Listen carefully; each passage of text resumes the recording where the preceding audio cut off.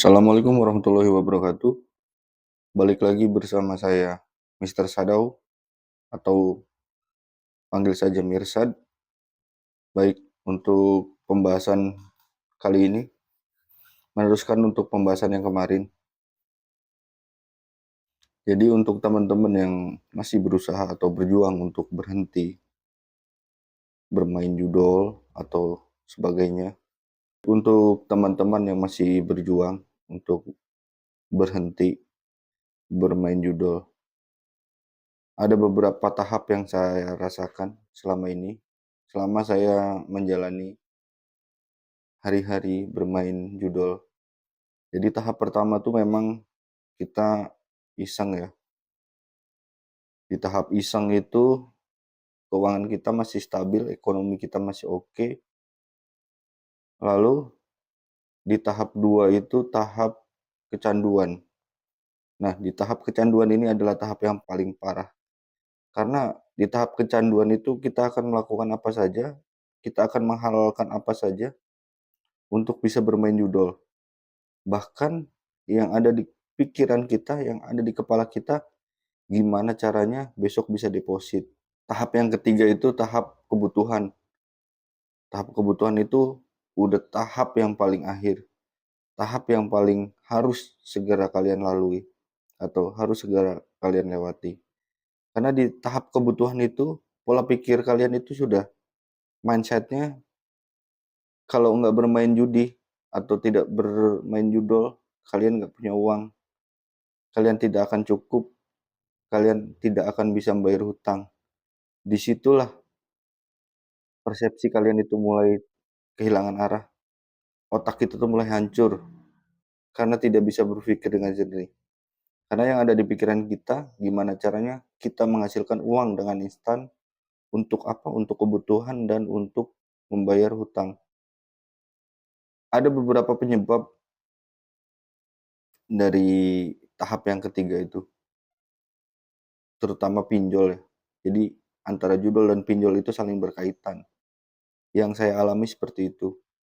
Jadi kita mendapatkan fresh money dari pinjol, kita putar, kita menang, kita bisa withdraw dengan angka yang lebih dari kita yang pinjam, tapi tidak bisa menutup untuk melunasi pinjol tersebut karena disertakan dengan bunga, yang akhirnya kita pakai untuk kebutuhan, sedangkan pinjol itu sendiri tidak kita bayar. Yang akhirnya kita sampai dikejar-kejar oleh DC, hidup kita tambah tidak tenang, hidup kita malah tambah banyak pikiran, tambah tidak bisa berpikir dengan jernih. Itulah yang menyebabkan kita menjadi tidak produktif ya.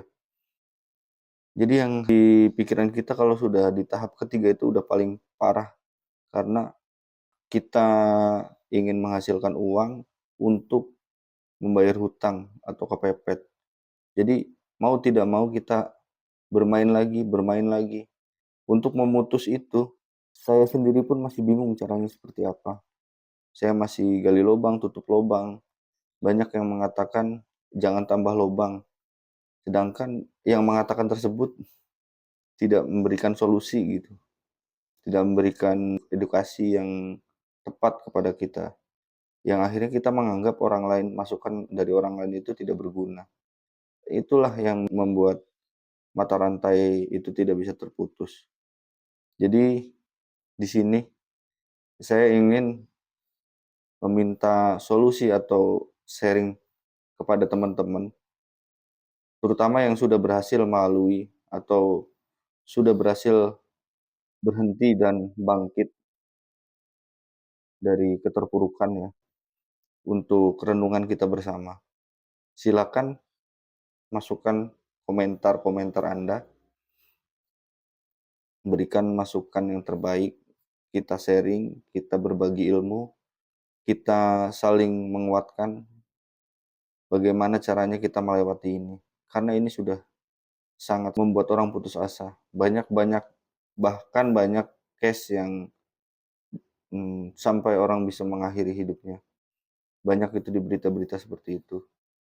Kalau saya sendiri pun kadang masih belum bisa terbuka dengan keluarga atau istri. Karena saya memikirkan dampaknya tidak bisa saya bayangkan. Saya meminta untuk teman-teman yang sudah berhasil berhenti dan berhasil bangkit, berikan komentar-komentar kalian di kolom komentar, beri kita yang sedang berjuang untuk melewati masa-masa ini, berikan support, berikan solusi, atau berikan pengalaman di kolom komentar. Karena apa? Itu sangat berarti untuk kita. Kita di lingkungan yang masih banyak terjerat oleh kasus-kasus judol, kita sendiri sama-sama bingung untuk melewatinya seperti apa. Di lingkungan saya sendiri, banyak yang sudah melewati namun mereka belum sampai tahap 3 ya. Jadi saya rasa untuk berhenti itu masih lebih mudah karena tidak memikirkan untuk tanggungan hutang atau kebutuhan. Makanya untuk teman-teman yang baru terjerat atau baru tergiur oleh judol, saya sarankan jangan sampai terayu, jangan sampai terjerat. Banyak case-case yang memang sudah niat berhenti, sudah niat tidak mau melakukan lagi, kadang tergiur oleh cashback mingguan. Itu salah satu trik dari bandar untuk kita supaya tidak meninggalkan mereka gitu. Ingat teman-teman, mereka atau bandar itu tidak takut kita menang, mereka hanya takut kita berhenti. Baik untuk teman-teman, nggak ada kata terlambat, berhentilah dari sekarang, sebelum semuanya hancur, sebelum semuanya tambah runyam. Baik, silakan masukkan komen, like, and subscribe. Nantikan video selanjutnya. Terima kasih. Assalamualaikum warahmatullahi wabarakatuh.